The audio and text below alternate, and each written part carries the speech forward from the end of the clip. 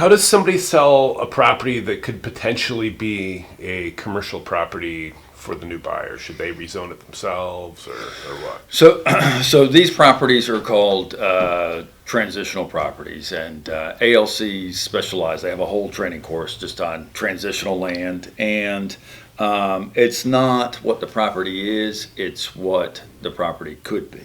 And so you could have a residential property home in a downtown commercial area. So obviously, that's probably not what we call, we're always looking for what is known as the highest and best use. You probably heard that phrase before. So the highest and best use is what is optimal for this property? What could make this property the most money? So like, and for instance, I deal with ALCs out in Montana, and they have this beautiful hunting property, and then somebody finds some rare metal or something on it, and so, well, all of a sudden now the highest and best use is mining. And then, they find that it has fantastic soils, and so the highest and best use might be farming. But in a area like Pittsboro or the surrounding areas, we often have residential properties that the highest and best use would be commercial use. The municipalities are real strict about giving like a blanket C2 or blanket commercial zoning. They really don't like to do that. So they like to give what is known as either a conditional use permit or a special use permit. And so what that means is the local government still has their thumb on what you can or can't do. They don't want to give you a blanket commercial because they're like, maybe we don't want a convenience store here right now, or maybe we don't want a shopping center right here right now, but we do feel as though that residential isn't the way to go.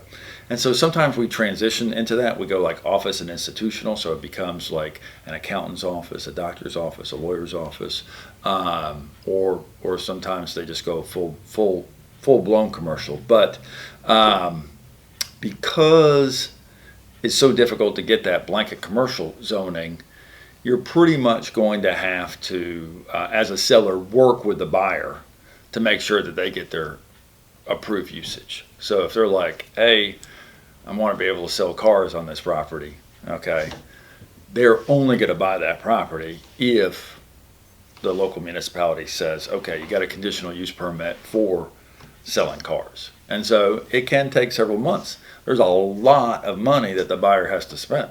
They have to do traffic studies, erosion control, site plan, working with an engineer for water and sewer if applicable. So a lot of survey work. There's elevation. There's got to figure out how much dirt to move. So there's a lot that's involved in the process. But the thing that I try to explain to sellers all the time is they're like, my house is great for a commercial property. It's right here and everything. And I'm like, okay, but it's not now.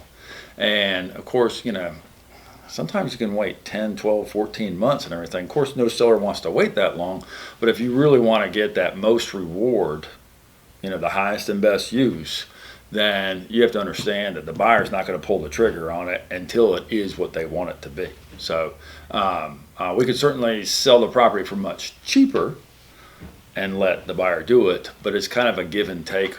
We use what is known as a pay-to-play contract. And a pay-to-play contract means, all right, if we're in this, if we're going along, then at some point I'm going to give you money to show you and prove to you that the process is moving along well. When I took my transitional land classes, one of the best examples they gave was Disney World, and that was nothing but swamp. And they came in there and they made it the happiest place in the world. So. A lot of properties have a lot of potential. It takes someone with some experience and knowledge of the process to help the seller determine what is the highest and best use.